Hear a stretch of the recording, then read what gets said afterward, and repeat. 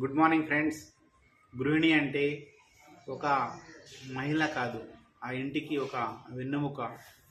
ఆమె ఆ ఇంటికి ఒక ఆర్థిక శాఖ మంత్రి కూడా.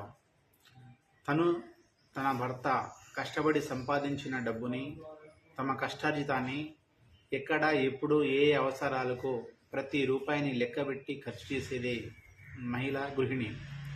ఇప్పుడు వారి కోసమే చోటీ బచత్ బడా ఫైదా ప్లాన్తో తెచ్చాను. ప్రతిరోజు 50 రూపాయలు దాచుకోవాలి 22 సంవత్సరాల పాటు. అప్పుడు మీకు 10 లక్షల రూపాయలు వస్తుంది. ఈ 10 లక్షల రూపాయలు మీరు కష్టపడ్డ సొమ్ము.